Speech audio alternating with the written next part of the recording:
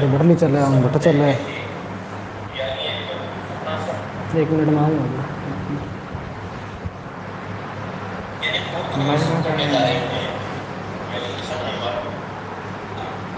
इसमें क्या दे रखा है?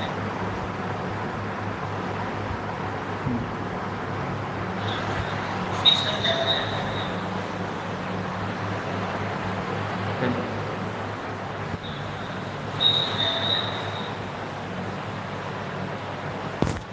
चलो, नमस्कार।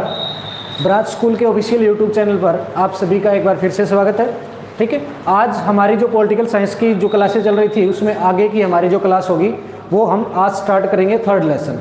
ठीक है, तीसरा जो लेसन होगा हमारा, हम दो लेसन कर चुके हैं पहले राजनीति विज्ञान में। ठीक है, तो अभी हमने पहले पढ़ा था 2 ध्रुवीय विश्वों की, विश्व में 2 बड़ी महाशक्तियां थे। ठीक है, अमेरिका और रूस। ठीक है, सोवियत संघ रूस। ठीक है, तो उसमें से एक का विघटन हमने पढ़ लिया। पहले लेसन में हमने पढ़ा था दोनों महाशक्तियां, शीत युद्ध का वर्णन, किस प्रकार से दोनों शीत युद्ध चला था, दोनों में कब घटनाक्रम है वो किस प्रकार से शुरू हुआ था। ठीक है, उसके बाद सेकंड जो हमारा लेसन था सोवियत संघ का विघटन, भी किस प्रकार से सोवियत संघ का विघटन हुआ था, उसके क्या क्या परिणाम निकले थे, किन कारणों से हुआ था। ठीक है, तो ये जो सारे हैं वो हम पढ़ चुके हैं। अभी हमारा जो तीसरा जो लेसन रहेगा वो क्या रहेगा, जो समकालीन विश्व में अमेरिकी वर्चस्व। ठीक है, यानी सोवियत संघ का विघटन हमने पढ़ लिया, सोवियत संघ ने किस प्रकार जो सोवियत संघ चला था किस प्रकार, वो सारा हम पढ़ चुके हैं। ठीक है, तो अभी आगे हमारा जो, अब हम दूसरी महाशक्ति के बारे में पढ़ेंगे। यानी एक महाशक्ति का पढ़ चुके हैं हम, किस प्रकार रही थी और किस प्रकार से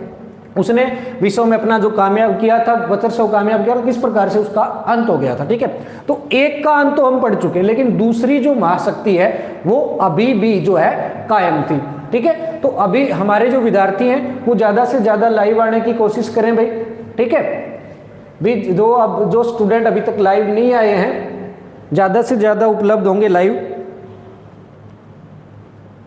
अगर आप लोग ज्यादा से ज्यादा लाइव होंगे तो क्लास स्टार्ट की जा सकेगी। फिर ग्रुप में मैसेज कर दिया गया है।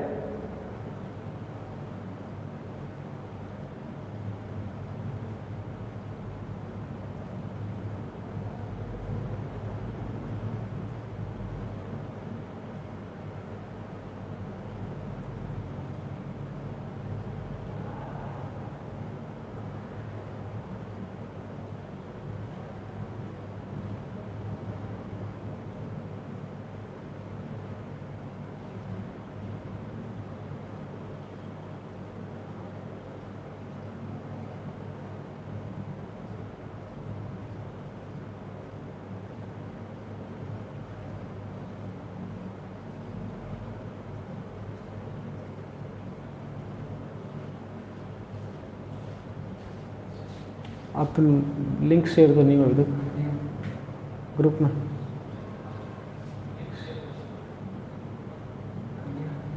हो गया?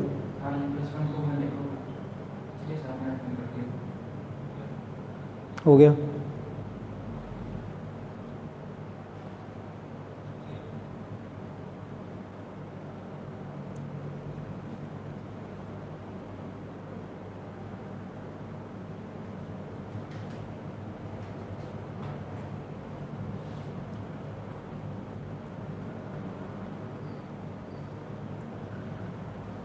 ठीक है भाई, ज़्यादा से ज़्यादा लाइव आने की कोशिश करें। ठीक है भाई, ज़्यादा से ज़्यादा लाइव आने की कोशिश करें। अभी सिर्फ 2 ही बच्चे हैं भाई, बाकी जो हैं लाइव आए हैं ताकि क्लास हम आगे शुरू कर सकें।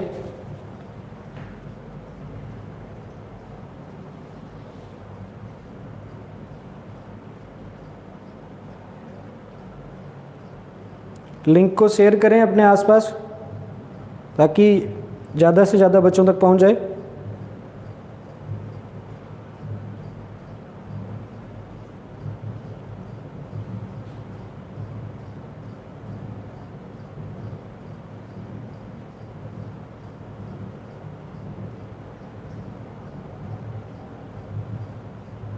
छह आ चुके हैं भाई। ठीक है, तो आगे की अभी लिंक को शेयर करते रहिए, हम क्लास को आगे बढ़ाते हैं, आगे क्लास शुरू करते हैं फिर उसके बाद हैं। ठीक है, तो अभी हम जो पढ़ रहे थे कि अमेरिकी वर्चस्व की समकालीन विश्व में अमेरिका का वर्चस्व।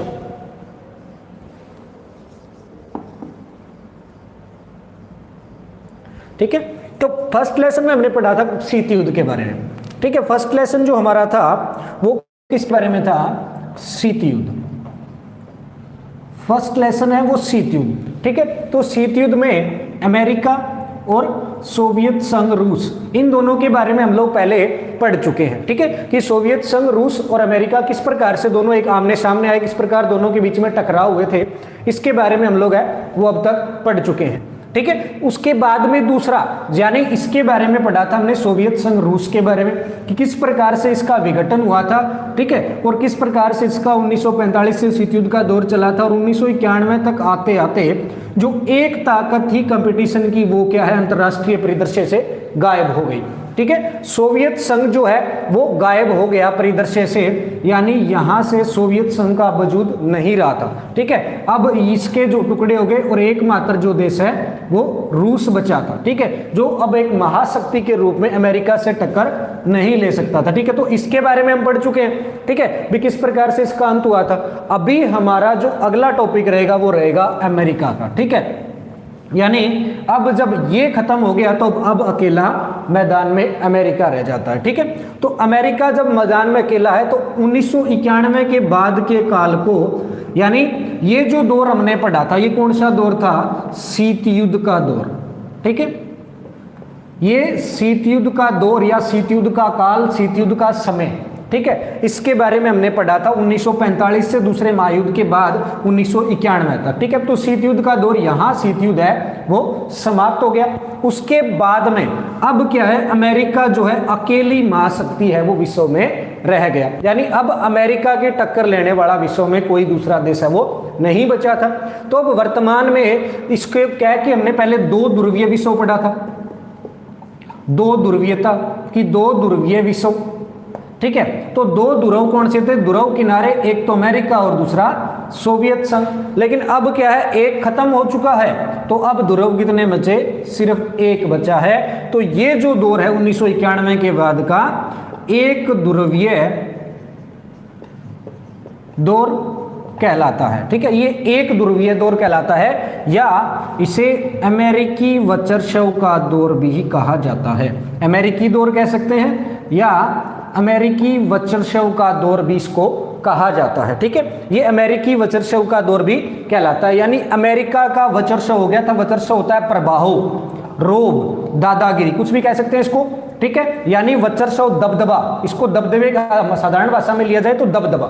ठीक है, कि अब अमेरिका का पूरे विश्व पर दबदबा है वो कायम हो चुका था। ठीक है, अब ये पूरे विश्व में सिर्फ प्रभावी जो महाशक्ति बच चुकी थी वो क्या थी? अमेरिका। ठीक है, तो उसी के बारे में अब हम पढ़ेंगे।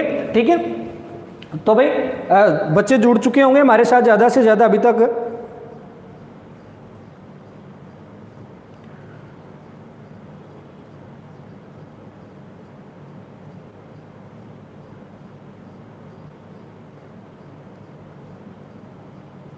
पंकज शुरान, वेलकम।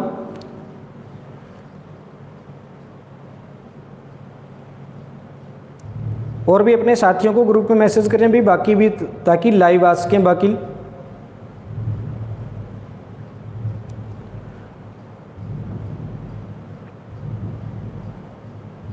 ठीक है, तो अभी हम जो पढ़ेंगे वो अमेरिकी वर्चस्व का दौर है, इसके बारे में पढ़ेंगे हम। ठीक है, तो अमेरिकी वर्चस्व है वो अब, यानी अमेरिका विश्व में महाशक्ति के रूप में उभर चुका था, यानी अब अमेरिका की टक्कर लेने वाला विश्व में कोई नहीं बचा था। यानी पहले अमेरिका किसके साथ कंपटीशन करता था? सोवियत संघ के साथ। ठीक है, तो ये ध्यान रखना भी शीत युद्ध का दौर कब से कब तक है? 1945 से 1991 से, और उसके बाद 1991 से बाद का जो दौर है वो अमेरिकी वर्चस्व का दौर है वो कहा जाता है। और ये कहां तक माना जाता है? प्रमुख रूप से ये 2001 तक का दौर। ठीक है, इसके बारे में हम आगे पढ़ेंगे पूरा, कि उसके बाद में 2001 के बाद में विश्व के और बहुत महाशक्तियां और बहुत देश है जो प्रभावी हो चुके थे, लेकिन फिर भी वर्तमान विश्व में अमेरिका जो है एक महाशक्ति के रूप में, विश्व शक्ति के रूप में अमेरिका वर्तमान में भी कायम है, लेकिन वो एक महाशक्ति का दौर नहीं है, यानी वो वर्तमान में जो समकालीन विषय वो समानता का दौर है। ठीक है, इसमें सभी दौर बराबर हैं। तो अगर हमसे पूछा जाए कि शीत युद्ध का दौर है तो 1945 से 91 का,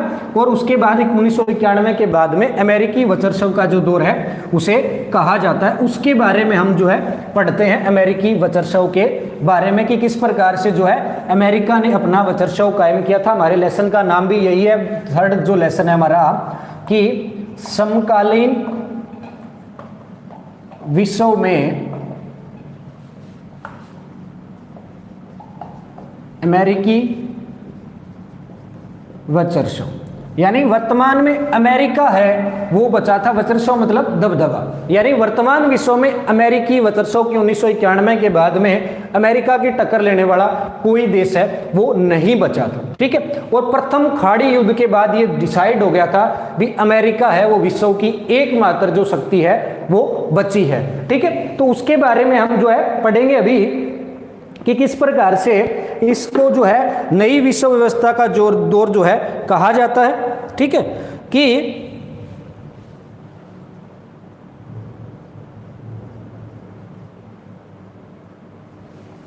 तो अमेरिकी विश्व का दौर 1991 से हमने पढ़ा था, ये शुरुआत हुई थी 1990 में। ठीक है, 1990 में या 90-91 जिसमें हम सोवियत संघ का विघटन पढ़ते हैं। ठीक है, तो उसी समय 1990 के अगस्त में एक घटना हुई थी। 1990 के अगस्त में इराक जो है उसने किस पर हमला कर दिया? कुवैत पर।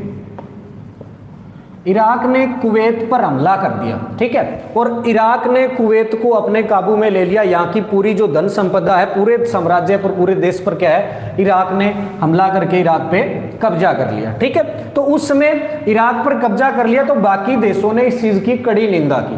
ठीक है, कि बहुत से देशों ने कहा भी ये चीज गलत है। इराक ने जब कुवैत पर कब्जा किया तो सभी देशों ने इसकी आलोचना की। ठीक है, तो यूएनओ जिसके बारे में हम पढ़ते हैं, यूएनओ यूनाइटेड नेशन ऑर्गेनाइजेशन, जिसे संयुक्त राष्ट्र संघ, संयुक्त राष्ट्र संघ। ठीक है, सभी देशों की एक मिलीजुली संस्था है। ठीक है, तो यूएनओ के जब ये बात सब देशों के, तो यूएनओ ने इस पर कहा, इराक को कहा गया भी आप है वहां से अपनी सेना है वो हटा लीजिए, लेकिन इराक को समझाने की तमाम कोशिशें हैं वो नाकाम रही। यानी इराक है वो किसी भी शर्त पर वहां से हटने को तैयार नहीं था। ठीक है, पूरे विश्व में सभी लोगों ने जब ये कहा, विश्व के देशों ने इसकी आलोचना की भी एक देश का दूसरे देश पर कब्जा करना गलत है। ठीक है, लेकिन किसी ने उनकी ये बात है वो नहीं मानी। इराक ने पूरे विश्व की बात को अनसुना कर दिया। यानी लगभग सभी देशों, राष्ट्र विश्व का जो है पूरे जितने भी देश शामिल है, लगभग देशों का प्रतिनिधि माना जाता है संयुक्त राष्ट्र को।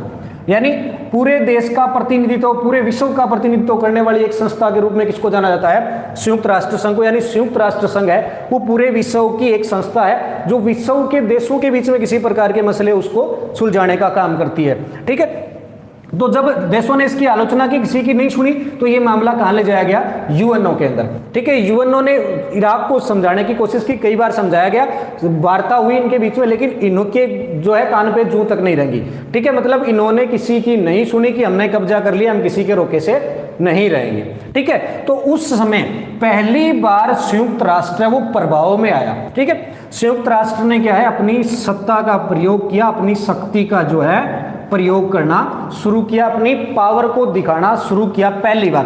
क्योंकि जो संयुक्त राष्ट्र जो है वो यानी सारे देशों का प्रतिनिधित्व करता है। ठीक है, तो ये कहा गया है भी संयुक्त राष्ट्र के जितने भी सदस्य देश हैं, जितने भी सदस्य हैं इसके, सारे विश्व के लगभग सभी देश इसके सदस्य हैं। ठीक है, तो जितने भी सदस्य देश इसमें शामिल है उनको ये कहा गया है भी जब भी किसी प्रकार की विश्व में शांति स्थापित करने के लिए, ठीक है, कि शांति स्थापित करने के लिए जब कभी युद्ध भी करना पड़े, ठीक है, भी कई बार शांति स्थापित करने के लिए युद्ध भी जरूरी हो जाता है, जैसे हमने पिछले +1 में पढ़ा था।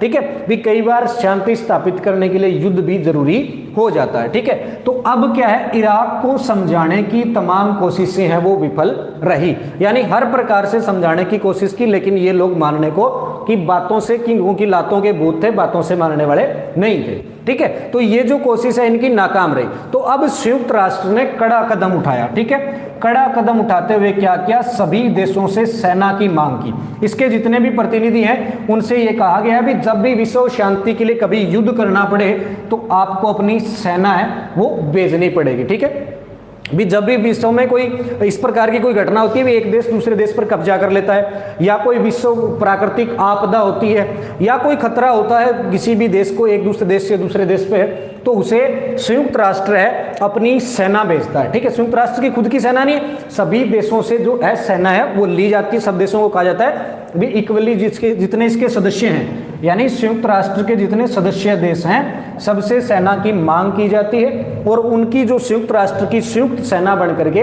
वो कार्यवाही करती है विश्व में शांति स्थापित करने के लिए। ठीक है, किसी पर रोब दबदबा किसी को दबाने के लिए नहीं, शांति स्थापित करने के लिए। ठीक है, क्योंकि शांति स्थापित करने के लिए कई बार युद्ध करना भी जरूरी हो जाता है। ठीक है, तो अब यूएनओ की ये कोशिश है वो समझाने की कोशिश विफल रही, तो इन्होंने क्या किया भी आदेश दे दिया भी इराक पर क्या है चढ़ाई कर दी जाए। ये ऐसे नहीं समझेंगे, इनको क्या है युद्ध करना पड़ेगा, यानी यहां शांति कायम करने के लिए किसकी जरूरत पड़ेगी, युद्ध की जरूरत पड़ेगी। ठीक है, तो संयुक्त राष्ट्र ने आदेश दे दिए सबको कि संयुक्त इस पर चढ़ाई कर दी जाए। ठीक है, तो उस समय जो है संयुक्त राष्ट्र की सेना 70 देशों की, लगभग 70-75 देशों की संयुक्त सेना बनी, 70-75 देशों की एक संयुक्त सेना बनाई गई, और उसमें क्या है जो उस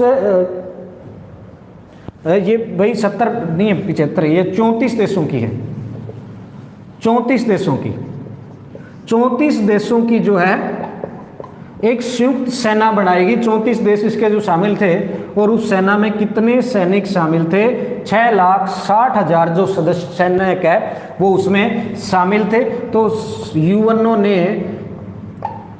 6,60,000 सैनिक, 34 देशों की 6,60,000 सैनिकों की सेना के साथ किस पर चढ़ाई कर दी, इराक पर चढ़ाई कर दी। ठीक है, उन्होंने क्योंकि पहले समझाया था भाई शांति से तो माने नहीं, तो अब शांति कायम करने के लिए क्या है युद्ध की जरूरत पड़ गई। तो 34 देशों की एक मिली जुली सेना है जिसमें 6,60,000 सैनिक थे, सभी देशों के मिले जुले। ठीक है, तो इसमें और इसमें क्या है कि इस युद्ध को फिर यहाँ पर चढ़ाई कर दी गई, और क्या है इसके इराक के उस समय जो राष्ट्रपति थे वो कौन थे, सद्दाम हुसैन।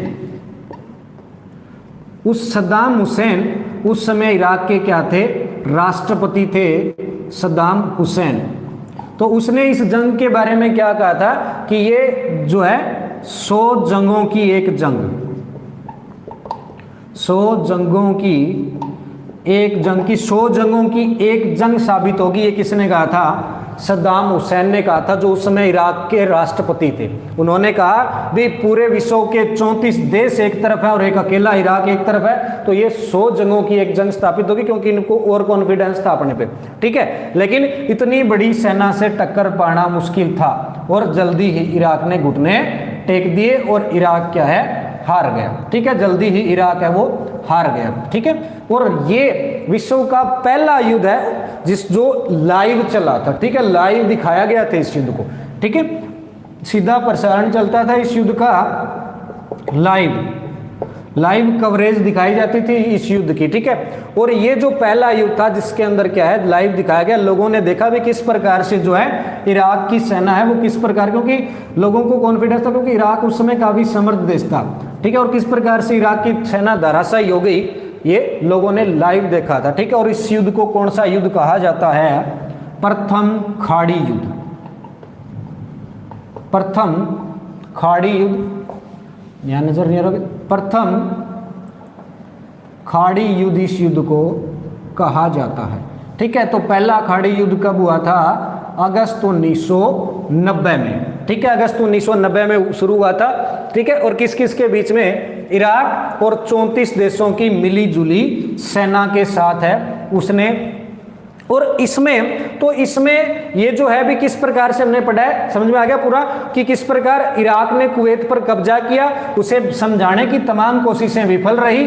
ठीक है, शांति स्थापित करने के लिए यूएनओ ने क्या किया कि 34 देशों की एक मिली जुली सेना बनाई जिसमें 6,60,000 सैनिक थे, और उस सेना ने मिलकर के किस पर, इराक पर हमला कर दिया, ठीक है, और इराक इसमें हार गया। उस समय इराक के राष्ट्रपति कौन थे, सद्दाम हुसैन, जिन्होंने इस युद्ध को क्या कहा था, 100 जंगों की एक जंग कहा था, ठीक है। और इसे कौन सा युद्ध भी कहा जाता है, प्रथम खाड़ी युद्ध, अगस्त 1991 में। और इसमें क्या है, जो है इसमें अमेरिका, इसमें जो इराक है वो हार गया, ठीक है। तो ये पहला जो खाड़ी युद्ध है, काफी इंपॉर्टेंट, अभी प्रथम खाड़ी युद्ध अगस्त 1990 इसके बीच में, और पहला युद्ध था जिसका लाइव प्रसारण हुआ था, ठीक है। इसकी बात, तो ये जो है प्रथम खाड़ी युद्ध है, तो इसमें अमेरिकी वर्चस्व, क्योंकि हम अमेरिकी वर्चस्व पढ़ रहे हैं, तो अमेरिकी वर्चस्व में हम खाड़ी युद्ध क्यों पढ़ रहे हैं, ठीक है। अब इसमें एक बात ये आती है कि भाई इराक, हम तो पार्ट लेसन का नाम क्या है, अमेरिकी वर्चस्व, तो हम इसमें ये इराक, कुवैत ये क्यों पढ़ रहे हैं, ठीक है।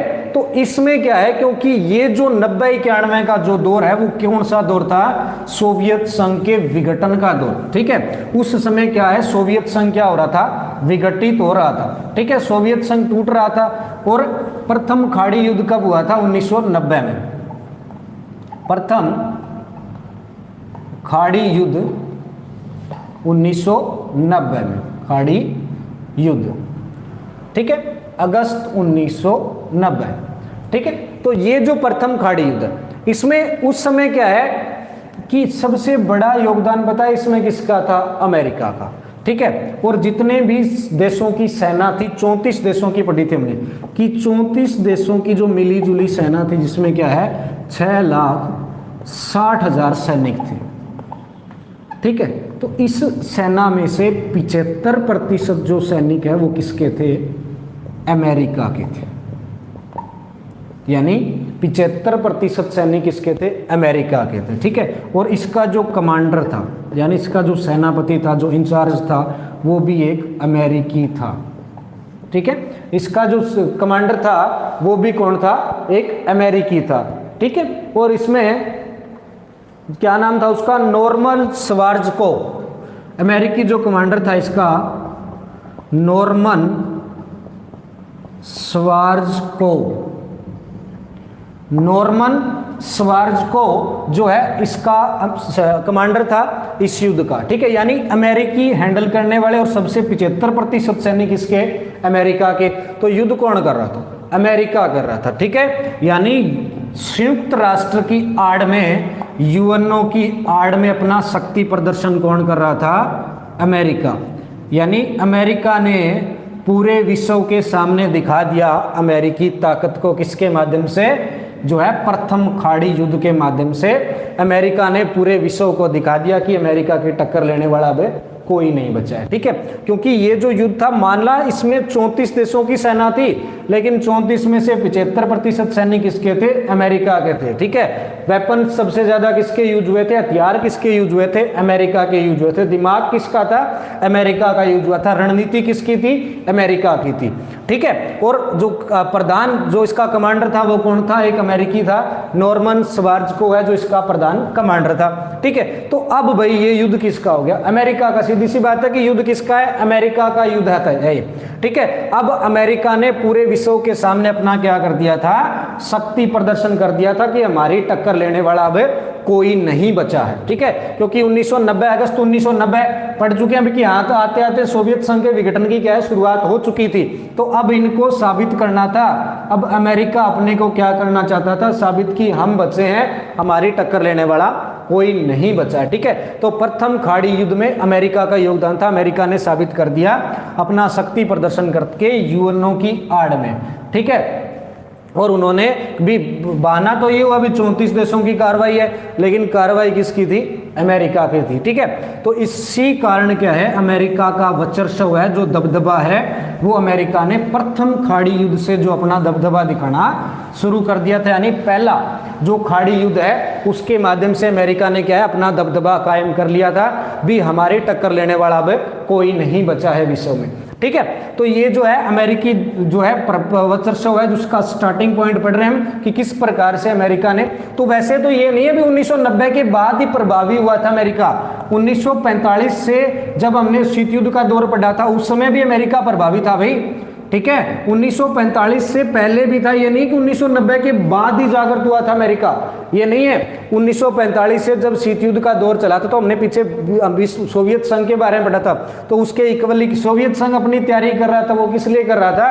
क्योंकि बराबर में उसे टक्कर दे रहा था अमेरिका, ठीक है। अमेरिका उसे टक्कर में खड़ा था, इसलिए सोवियत संघ को क्या है, वो अपनी तैयारी करनी पड़ रही थी। यानी सोवियत ये जो महाशक्ति के रूप में कब से काबिज था? 1945 में। लेकिन 1990 में इसने ये साबित कर दिया कि हम अकेले बचे हैं, ठीक है, हम अकेले हैं, हमारी टक्कर लेने वाला कोई नहीं है, ये साबित कर दिया था 1990 में, ठीक है। तो ये जो प्रथम खाड़ी युद्ध है जिससे अमेरिकी वर्चस्व, अमेरिकी दबदबा है जो पूरे विश्व में कामयाब हो गया था, कायम हो गया था, इसी के बारे में पढ़ेंगे। हमारा जो फर्स्ट लेसन है, थर्ड जो लेसन है वो इसी में रहेगा, ठीक है। ये हमारा फर्स्ट टॉपिक है इसका, खाड़ी युद्ध, ठीक है। खाड़ी युद्ध में एक और इसमें एक तस्वीर में दिखाया गया कि हाईवे ऑफ डेथ, ठीक है, कि इसमें एक जो रास्ता है हाईवे ऑफ डेथ, सबसे ज़्यादा लोग जो इसमें खाड़ी युद्ध में सबसे जो इराकी सेना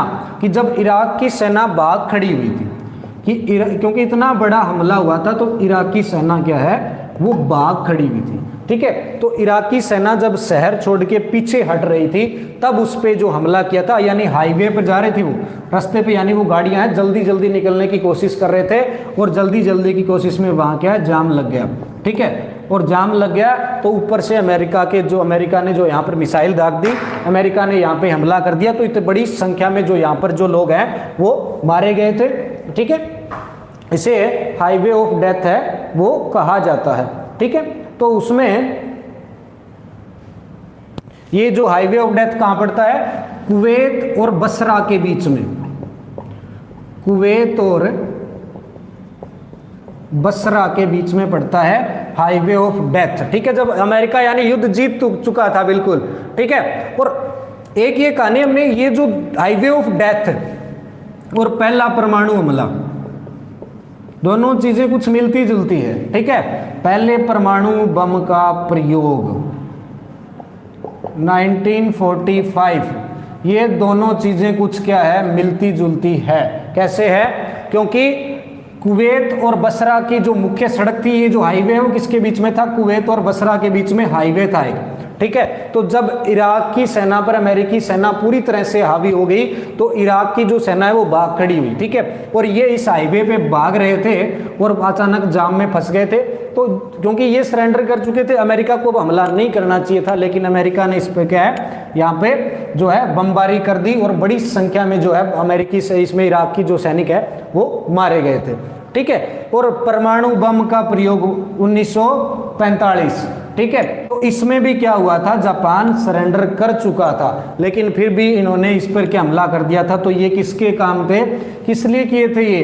ये था भाई शक्ति प्रदर्शन, ठीक है। शक्ति प्रदर्शन, अपनी पावर दिखाने का प्रदर्शन था, यानी अपनी छाप छोड़ने के काम थे, ठीक है। इसमें भी 1945 में भी जापान सरेंडर कर चुका था, लेकिन फिर भी उस पर परमाणु हमला किया गया, क्योंकि दिखाना था विश्व को भी अमेरिका के पास पावर है।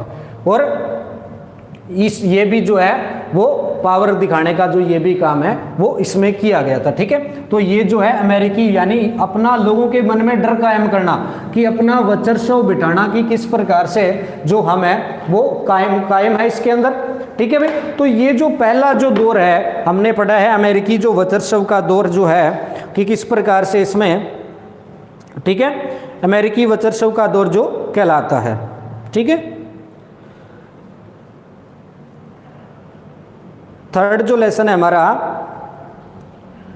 इसी पे रहेगा।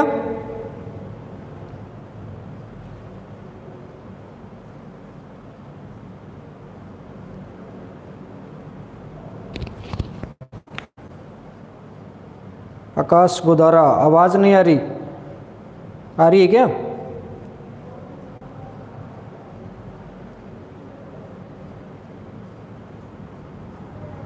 ठीक है भाई।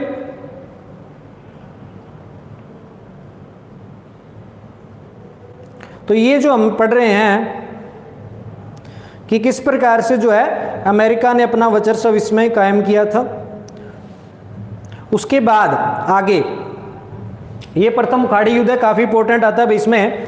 उसके बाद जो है, उसके बाद हम विश्व में अमेरिका और इस युद्ध को क्या है, कंप्यूटर युद्ध भी कहा जाता है भाई। खाड़ी युद्ध का एक नाम और है कंप्यूटर युद्ध,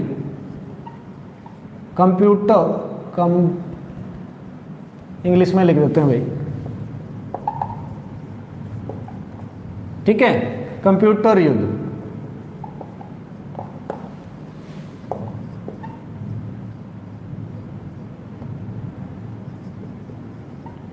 कंप्यूटर युद्ध, ठीक है। कंप्यूटर युद्ध क्यों कहा जाता है इसमें, क्योंकि इसमें स्मार्ट बमों का प्रयोग किया गया था, स्मार्ट बमों का, ठीक है। ये रोबोटिक टेक्नोलॉजी थी भाई, तो इसमें स्मार्ट बमों का प्रयोग किया गया था, तो इसलिए इस युद्ध को क्या है, कंप्यूटर युद्ध भी कहा जाता है, प्रथम खाड़ी युद्ध को, ठीक है। तो उसके बाद, और इसमें अमेरिका ने काफी बड़े तौर पे जो है वो इसमें लाभ कमाया था, ठीक है।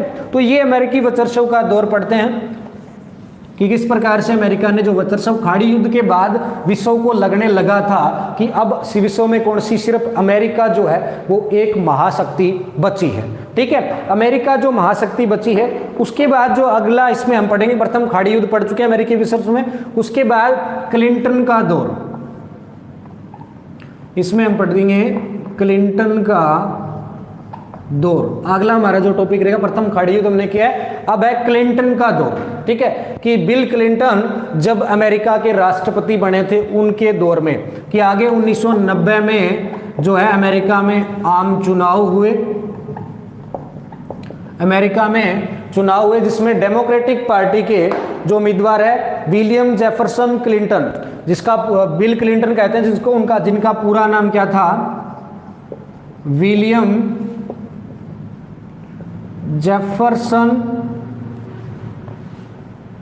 क्लिंटन, या जिनको बिल क्लिंटन के नाम से भी जाना जाता है, बिल क्लिंटन के नाम से, ठीक है। डेमोक्रेटिक पार्टी के उम्मीदवार थे ये 1990 में, और ये चुनाव में इनको क्या है, जीत मिली थी। 1990 में नहीं, अभी 92 में है, 1992 में इनको क्या है, जीत मिली थी 1992 में। तो ये डेमोक्रेटिक पार्टी के जो हैं वो चुनाव जीत गए थे, और उसके बाद 1992 में ये यहाँ पर क्या है, बिल क्लिंटन है वो राष्ट्रपति बने, और उसके बाद 1996 में ये दोबारा राष्ट्रपति बन गए थे भाई, ठीक है। 2 कार्यकाल इन्होंने अपने जो है वो पूरे किए थे, ठीक है। तो 2 कार्यकाल इन्होंने अपने पूरे किए थे कि 1992 में, पहले क्लिंटन का दौर महत्वपूर्ण क्यों माना जाता है कि पहले, सबसे पहले 1992 में बिल क्लिंटन है वो चुनाव जीते थे, और कौन सी पार्टी के थे भी, ये डेमोक्रेटिक पार्टी से थे, ठीक है। उसके बाद 1996 में यही दोबारा चुनाव जीत गए थे। 2 कार्यकाल इन्होंने अपने, लगातार 2 कार्यकाल इन्होंने पूरे किए थे, ठीक है। तो इनका काल महत्वपूर्ण क्यों माना जाता है, क्योंकि ये जो समय था, इस समय में अमेरिका की जो विदेश नीति थी वो हस्तक्षेप की नीति थी, हस्तक्षेप की नीति थी, ठीक है। कि बिल क्लिंटन जो थे, इन्होंने क्या है, अमेरिका की विदेश नीति जो हस्तक्षेप की, कि ना किसी का हस्तक्षेप करना, ना किसी का करवाना, ठीक है, हस्तक्षेप की नीति रखते थे। यानी इन्होंने अपने को सिर्फ आंतरिक मामलों तक कैद रखा, बाकी विश्व से इन्होंने क्या है, अपने को काटे रखा, ठीक है। क्योंकि प्रथम खाड़ी युद्ध में विश्व में की महाशक्ति के रूप में है अमेरिका कायम हो चुका था। तो अब 1992 में जब बिल क्लिंटन राष्ट्रपति बने, उनके जो 2 कार्यकाल हैं, उन दोनों कार्यकालों को, जो क्लिंटन का दौर है वो कठोर नीति का जो दौर है उसको छोड़ करके, कठोर नीति जो पहले अमेरिका की कठोर नीति थी बाकी देशों के खिलाफ, अब क्या है, इन्होंने सिर्फ दूसरों के कामों में हस्तक्षेप की नीति कह सकते हैं जिसको, कि इन्होंने किसी के काम में ना ही तो हस्तक्षेप किया और ना ही किसी को अपने आंतरिक मामलों में हस्तक्षेप करना। इन्होंने कठोर मुद्दों को, बड़े युद्ध के आदि जो बड़े मुद्दे थे उनको छोड़ करके, कि दूसरे देशों के बीच में युद्ध करना, उन पर कब्जा करना, इन यानी युद्ध के जो है कि दूसरे देशों के बीच में युद्ध करना, कब्जा करना, ठीक है। तो इन चीजों को क्या है, छोड़ करके इन्होंने क्या है, जो अपनी जो आंतरिक मामले थे, ठीक है, उनके बीच में, जैसे क्लाइमेट है, जलवायु के जो मुद्दे हैं, पर्यावरण से जुड़े जो मुद्दे हैं, अपने घरेलू मुद्दे हैं उन पर ध्यान इन्होंने ज़्यादा दिया था, ठीक है। इसीलिए इसे क्लिंटन का दौर कहा जाता है नरम मुद्दों पर, ठीक है। कि उसमें कौन कौन से मुद्दे महत्वपूर्ण हैं इसमें कि इन्होंने भाई दूसरों पर किसी प्रकार से जो है कब्जा नहीं किया, किसी दूसरे के साथ हस्तक्षेप नहीं किया, किसी दूसरे देश के साथ लड़ाई झगड़ा नहीं किया, ठीक है। जो छोटे मोटे सॉफ्ट जो मुद्दे थे, कठोर नीति के मुद्दे छोड़ दिए थे, सॉफ्ट जो है भी नरम मुद्दों पर काम किया था किसने, बिल क्लिंटन ने, ठीक है। नरम मुद्दों पर, नरम मुद्दों की राजनीति का दौर भी इसको कहा जाता है कि जलवायु परिवर्तन, जैसे जलवायु परिवर्तन की क्लाइमेट चेंज हो रहा है उसके बारे में इन्होंने ध्यान दिया, ठीक है। अपने जो घरेलू मुद्दे हैं, विश्व व्यापार जो है, विश्व व्यापार है, इस पर ध्यान दिया, ठीक है। पर्यावरण जो है इस पर ध्यान देना शुरू किया। तो इन्होंने क्या है, जो बड़े लड़ाई झगड़े वाले बड़े जो मुद्दे थे उनको छोड़ करके सॉफ्ट मुद्दों की तरफ ध्यान दिया। ये कौन से दौर में हुआ था, क्लिंटन के दौर में, ठीक है। तो 1992 और 96 का जो 2 कार्यकाल हैं बिल क्लिंटन के, वो कौन से माने जाते हैं, सॉफ्ट मुद्दों का या नरम मुद्दों का जो काल है वो इसे कहा जाता है, या हस्तक्षेप की नीति का जो काल है वो भी बिल क्लिंटन के काल को कहा जाता है, ठीक है। तो ये जो है आज का हमारा इतना ही रहेगा, ठीक है। कि बिल क्लिंटन का दौर प्रथम खाड़ी युद्ध है, ये स्टार्टिंग है थर्ड लेसन की, किस प्रकार से अमेरिका जो है अपना वर्चस्व इसमें कायम कर रहा था, ठीक है। और ज़्यादा से ज़्यादा लाइव आने की कोशिश किया करो भाई, और ज़्यादा से ज़्यादा देखने की कोशिश किया करो, ठीक है। धन्यवाद।